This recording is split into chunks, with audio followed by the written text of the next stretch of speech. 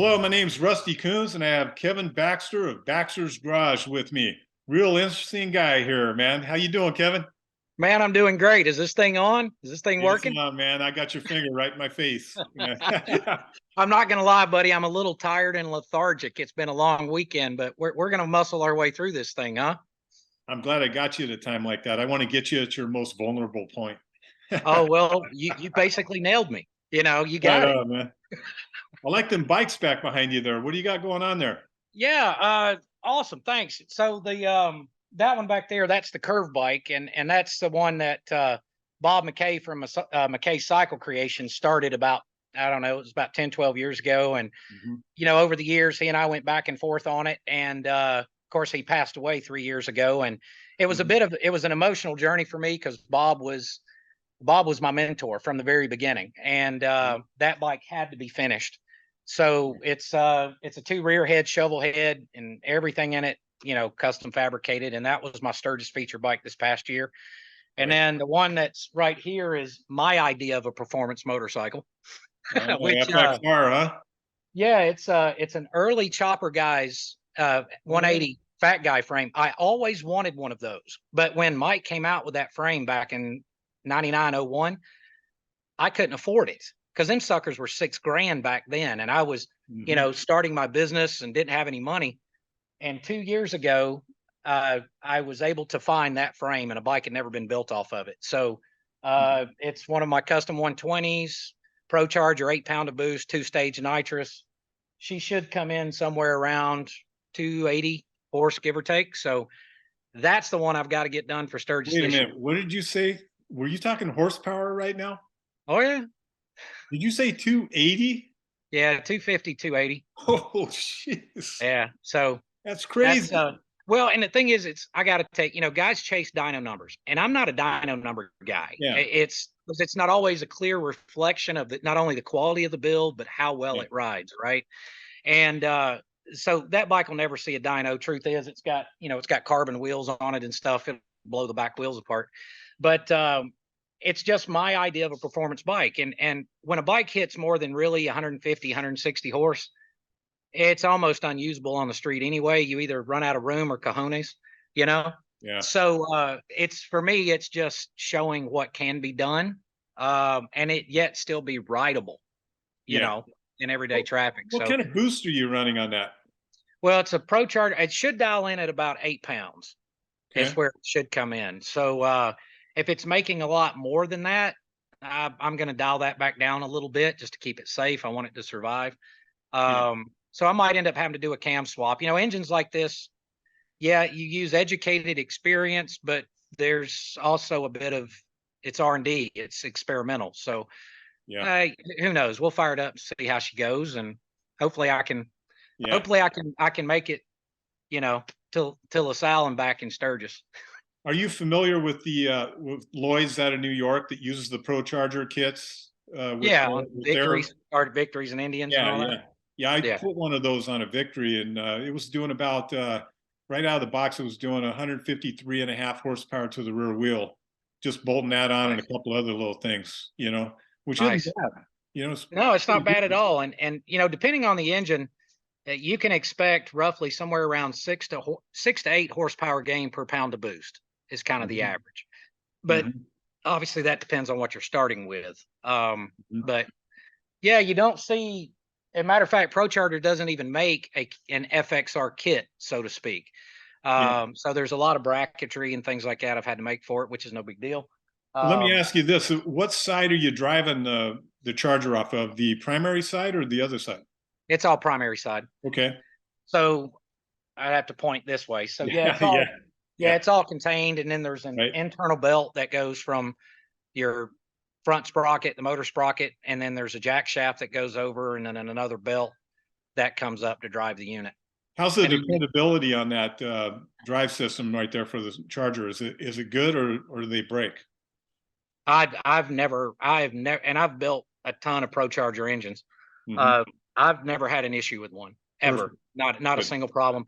I will tell folks that you do have a belt inside that primary, Yeah. so it's a good idea about every 10,000 miles to just be preemptive and change that belt because it gets Yeah. soaked in oil.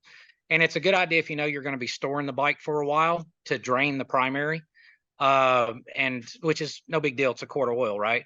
So the belt's not sticking it, just sitting in it, because Yeah. really, most performance clutches, you need to run a Type F ATF anyway. And so that can degrade the belt. So, it's a good, Okay. but other than that, and keep that belt adjusted, it's. Now, this is an enclosed primary, and you got that belt running in there, and that's enclosed also. Is that getting superheated because of the enclosure? Now the main drive, it's still primary chain. Okay, good. Right. They're So that's stronger. still Yeah. there. So it's a wet primary, but you have that internal belt that goes from your motor sprocket to that jack shaft. Okay, So that's the only belt that's in there. gotcha. A little shorty, huh? Right. Right. Okay. Exactly. Yeah. All So right. that'll be a fun one. That's coined FXR 71. You got to name your motorcycle, right? Yeah, of course. I got to see Yeah. what that thing does. Now, is this one a straight line bike, or are you going to be racing and twisty? What are you going to be doing with it? Yeah. It's a straight line bike. Actually, they just started a bike in the shop. Can you hear me? I hear you. Great. Oh, perfect. Okay. They fired a bike So, up. again, and it'll probably, again, a bike like this they're stupid fast anyway. It's light. Traction's going to be a problem. I doubt I'll ever even put it on a track, to be honest. This is just Yeah. going to be a Just play around. interstate flyby, Yeah. a prove a point bike, I guess you could say. Are you running a belt or a chain on the rear? It's a chain. Yeah, running Okay. a 530. And what kind of sprocket you running on the counter shaft and on the rear? Well, up front, I bought one of Baker's 900 offsets. So I've got that up front. And how many teeth is that? Is it 24? Yeah, 23, 4, 5, somewhere in there. Yeah, I think I set it up to where I'd have a 315 final drive in fifth.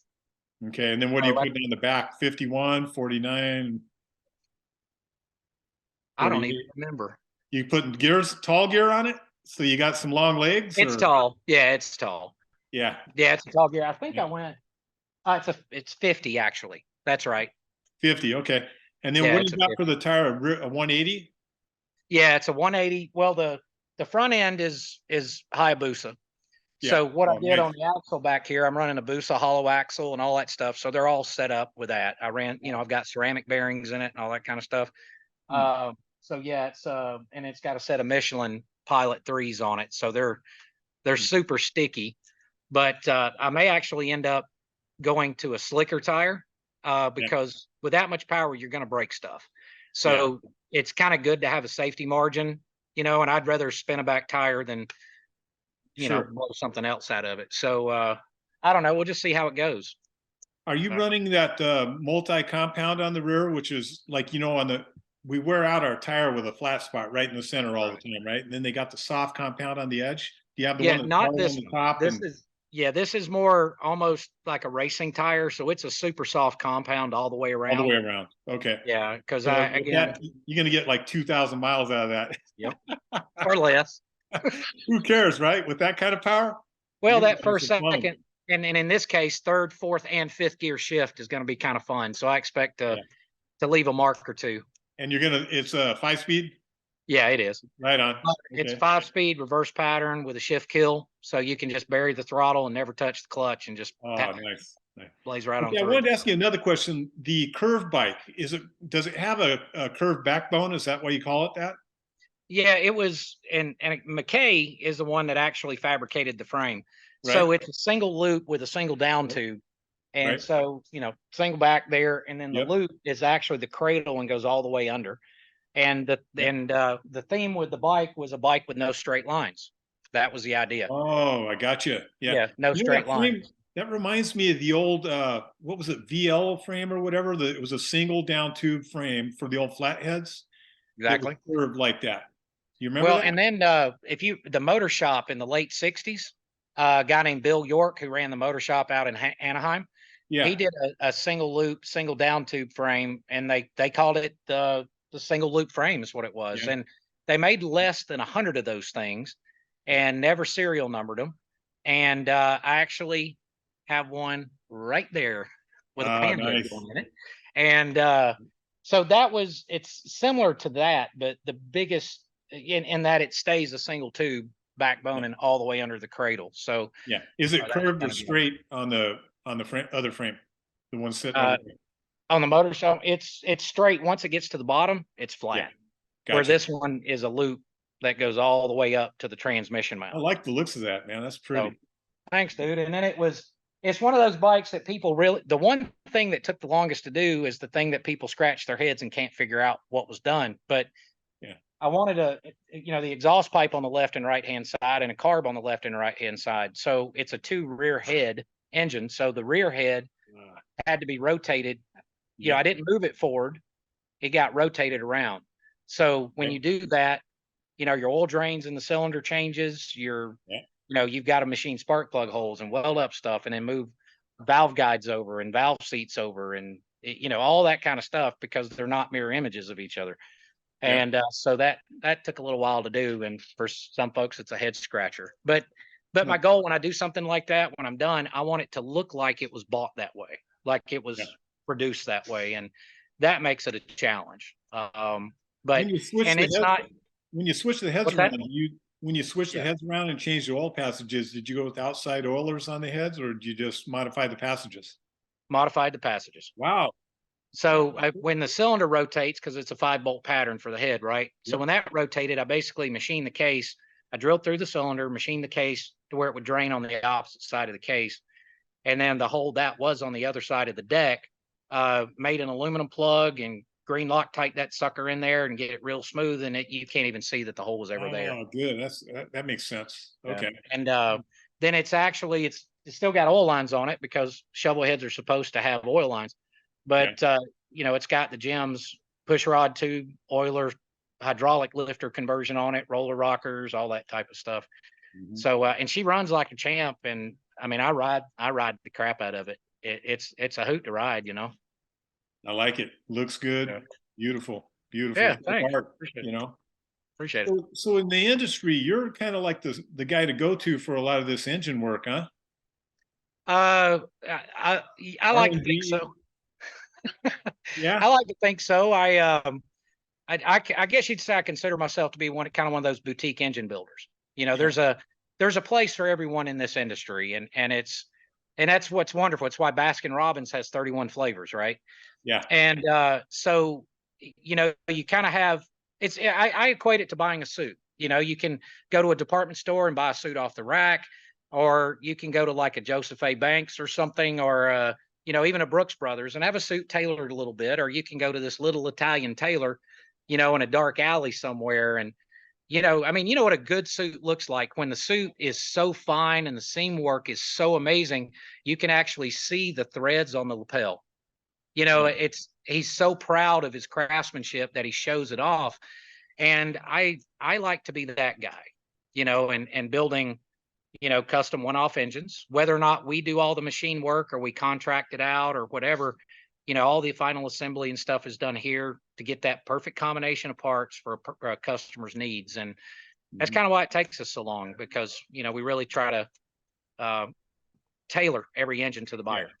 So you'll collaborate with other shops all day long, or just with retail customers on getting yeah, everything, right? Absolutely. I mean, shared knowledge is the best knowledge. We all can't know everything, right? Yeah. And I don't have CNC equipment because I love the art of manual machining. Yeah. People forget that a manual Bridgeport made parts that got us to the moon. And most of the time, tool and die guys or prototyping is all done on manual equipment. And then that prototype is handed to a CNC guy, right? And I've always loved just that challenge of being on the numbers when you're spinning the dials, right? Plus, I'm not a production shop. I don't do high production engines. I do high precision engines. Yeah. So if I need something CNC ported or something like that, of course, I'll contract it out. Those things are my designs, of course. Right. Typically like on heads, I've done multiple port designs for different setups, and then they get Mastercam scanned, and then whoever may do my porting for me, they use my file, and then I'll finish up the valve work here. And, so it's all about getting the best end result for the customer, Right. so that's why I work with everybody, because it's, I guess in the end, nobody makes the best of something. If someone made the best of something, they would be the only thing that people would buy. So um, it's knowing, having relationships with the companies, knowing those products well, having tested those individual products, and then tailoring that suit just right wherever it comes from. People in the industry, all the big companies that know me, well, I've done consulting work for just about everybody at some point or another, engineering, prototyping, R&D and stuff. I work with all of them because they all have different features and benefits, right? There's pros and cons with every product that's out there. But because of those relationships, I get to know where the stuff really comes from, who really makes the stuff. Is it just a brand on somebody else's stuff? And that is a luxury for me because I get to choose those best components and then pair them all together and kind of fully engineer build. And that's, I guess, my philosophy on this stuff. I like it. I like it, man. Hey, Yeah. let me, I want to hear, this is all your success and this is great, but I want to hear about some of the hardships you had to, along the way. Hardships. You had to What are have those? something. Yeah. What? I know you got something going on back there in the What? closet. You know what I mean? So a couple Well, skeletons here and there. so I'll tell you, I'll tell you a quick little story. This goes back quite a few years. There was a fellow that does a podcast, but it's driven toward entrepreneurs, and it's not any industry specific or anything like that. But this guy is interviewing billionaires, real estate moguls and stuff like this. And he calls me one day and wanted to interview me. And I'm like, man, I'm a broke motorcycle mechanic. What the heck you want to interview me for? And he's like, but man, your story's amazing. People need to hear your story. And so he came in from Louisiana and he asks every person the same question at the end of the interview. And that question is, if you could go back to a 25-year-old you before you started your business, what would you say to yourself? That's a great question, right? So he asked me that question and I said, all these people you interview, with all due respect, they all answer you the same. They tell you it's wonderful to be your own boss. They tell you it's amazing because, you get to keep all the money you make. They tell you make your hobby your job and you'll never work a day in your life. And I said, that's what everybody says, but they're wrong. I said, they're all wrong. And he said, what do you mean? And I said, the truth of the matter is, when I had my corporate, I had a very, very successful corporate career up into my mid-20s. I mean, I was vice president of one of the largest commercial construction companies in the country. I held several patents. I had designed all kind of commercial products and things like that. I had an office with a skylight, any company car I wanted, and a fat expense account. I was living high on the hog, but I didn't love what I was doing. And that's the simple fact. I felt like I'd accomplished everything I wanted to at that point. And I'd been playing with bikes and cars since I was a kid. And the time happened that I needed to do that. So in that interview, I told the guy, here's the truth. When you make your hobby your job, you lose your hobby. That's the reason the landscaper's grass always needs cutting. The plumber's pipes always leak water. You lose your hobby. Now you've got to find another hobby. But the problem is you don't have time anymore. And the reality is you don't. I mean, when I had my corporate gig, I answered to one man, the man that owned the company, and that was it. And when you own your own business, you work for everybody. Everybody that walks in the door is your boss. You've got to make everybody happy, but you don't get to clock out. But the biggest one is, I said, being your own boss, the toughest part about it is if you take something you love to do and you make that your job, you're going to work harder at it than you do anything. You're going to pour everything you've got into it. Yeah. And the only thing that does is it makes it easier to get through the lean times because now you have a purpose, right? You have a goal. Yeah. So was I broke? You better well believe it. Here I walked away from this unbelievable salary and everything else. And immediately after I did that, I went through a divorce. And it crushed me. And I'm not going to lie, man, it was a battle royal. It was a battle royal because we were relatively wealthy. And all I wanted to do was get in a garage and build motorcycles and build cars. That's all I wanted to do. And, I already had some machine shop equipment and stuff, but for the most part, I just got to the point I had enough. And with a swipe of a pen in 15 minutes, I gave away every single penny I had because I got tired of fighting. And I went from having, right as I'm built, starting this business, investing everything I've got into tools and equipment and all that type of stuff. And I found myself broke, completely flat broke. I had about $15 in my checking account. But I had a shop. So I slept on a cot, and I'm going to try not to get emotional because that was a while back, but, and it's been a fight ever since. But I slept on a cot.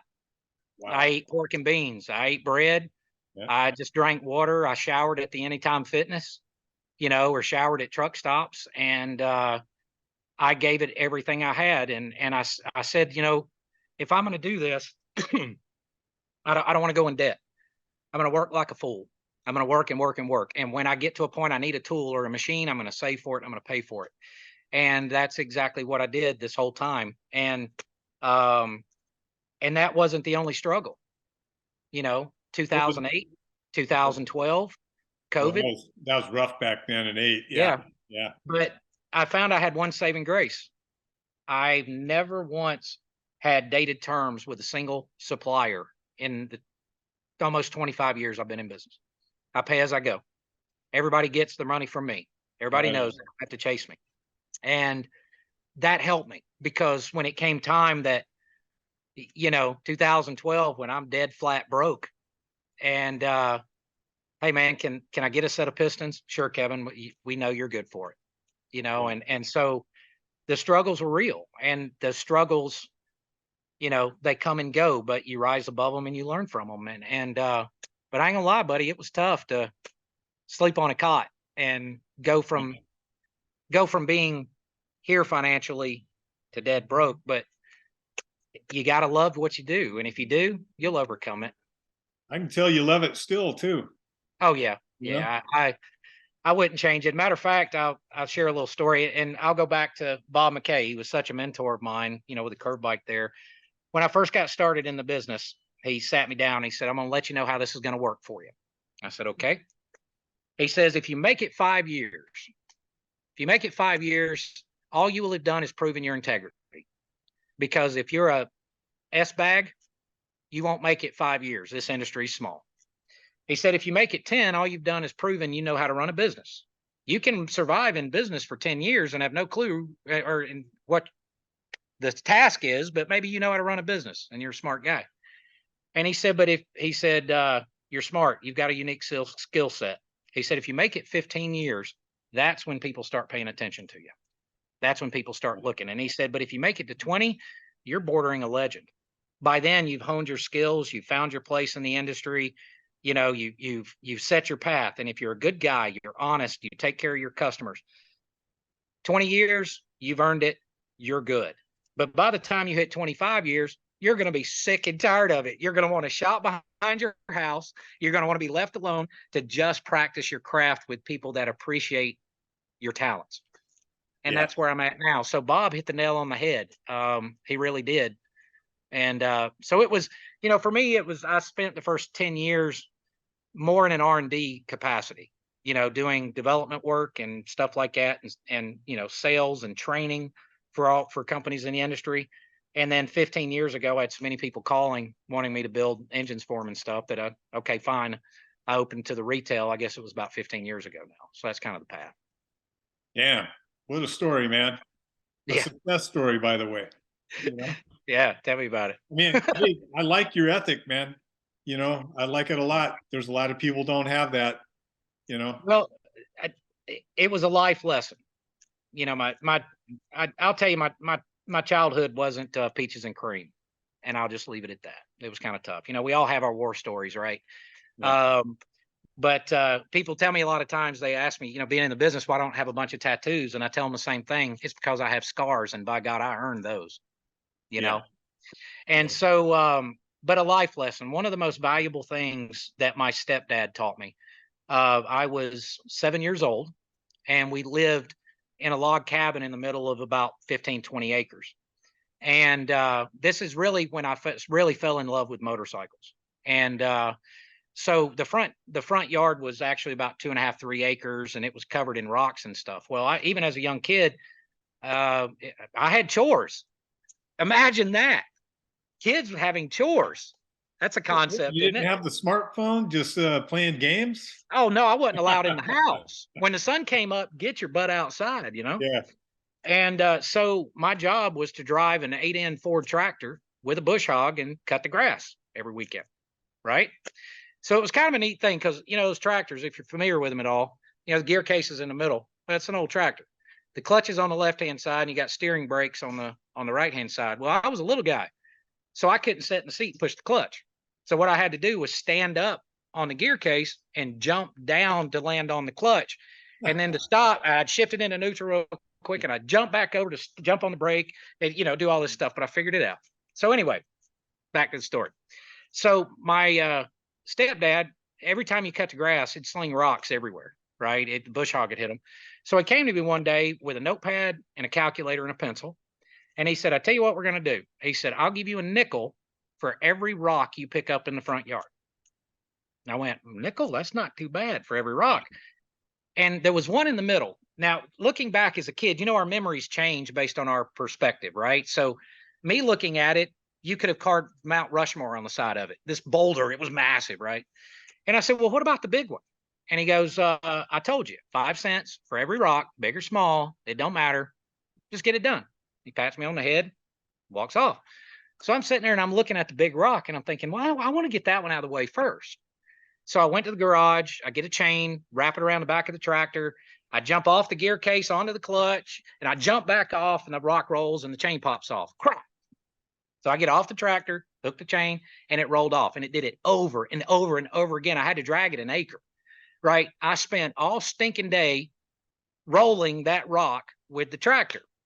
And at the end of the day, I'm all smiles and I'm happy and I'm thinking jackpot. And my stepdad hands me a nickel. It took me all stinking day to move that rock, and he gave me a nickel. So the next morning, I'm running to the tractor. Sun came up.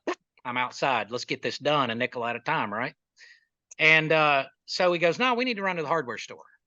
Dang it, I want to work. No, let's go to the hardware store. So we go to the hardware store, and there's a little Honda dealership right next door.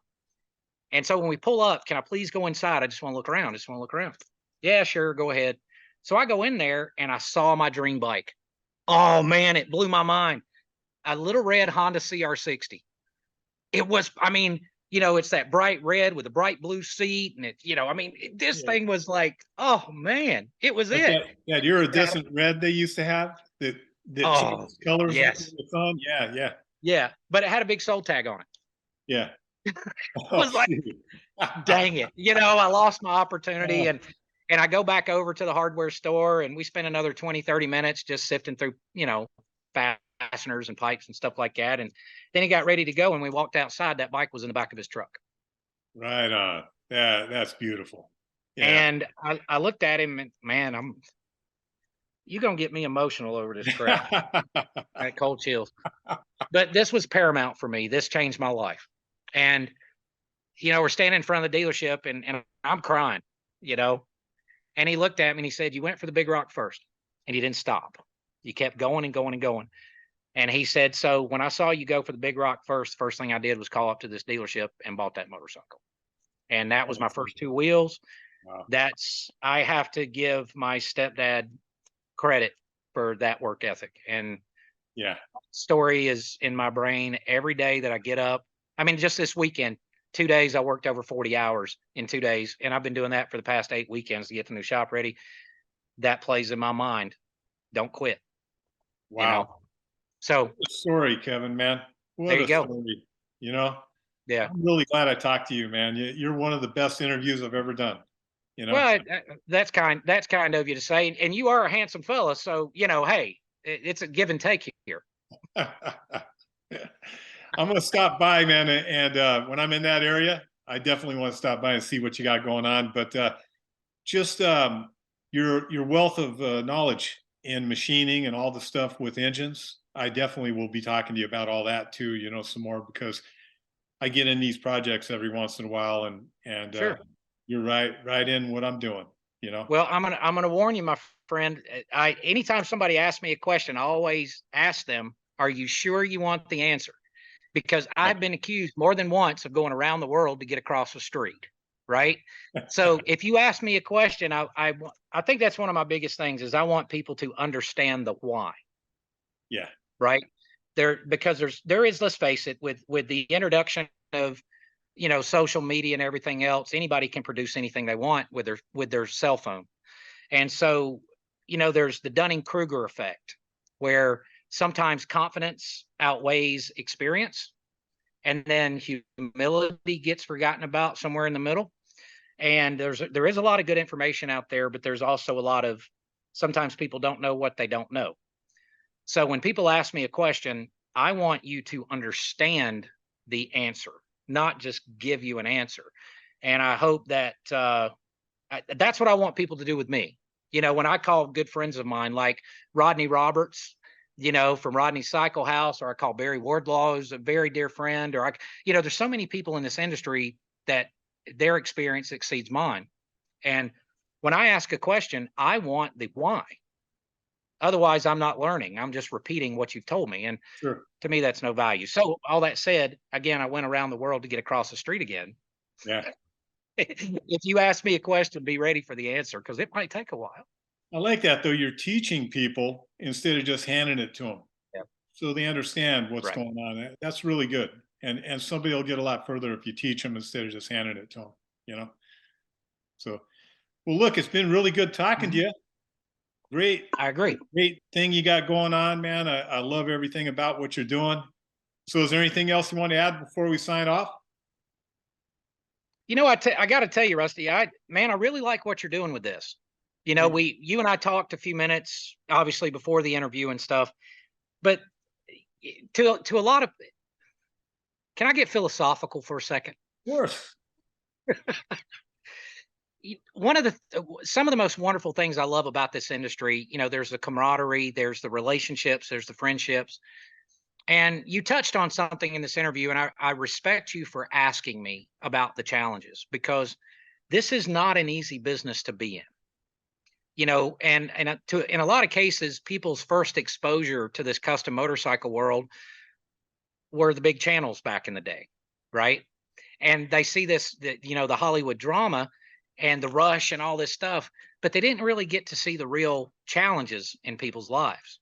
Yes. We're all human. I don't care if you've got rock star status in this industry, you could build the best motorcycle in the world. You undoubtedly have a challenge in your life somewhere. Yes. And what you're doing with this, we're all human.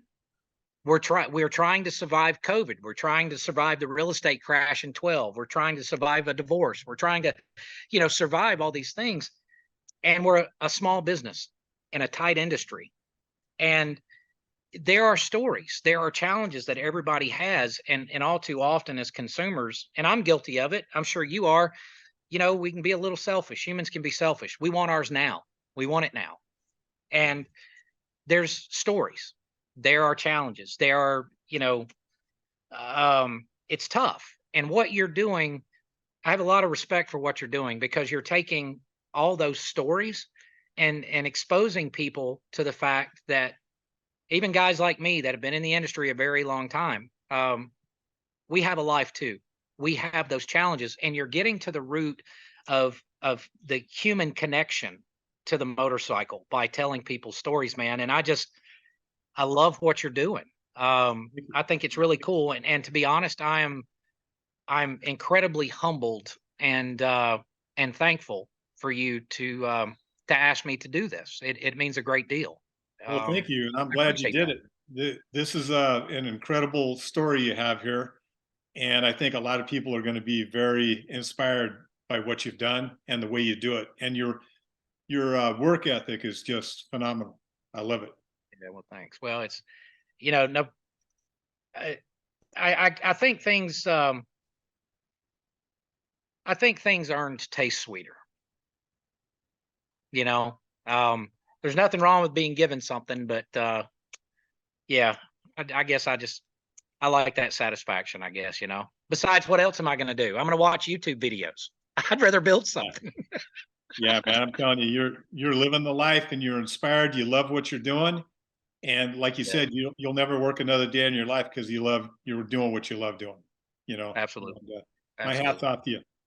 Well, thanks, pal. I All right, appreciate man. it. Well, great This has been a talking to hoot. you. I'm Yeah. telling you, I'm so glad I talked to you about this. It's incredible. I'll talk to you later. Yeah. Thanks, my friend. Be good. Take care. Okay.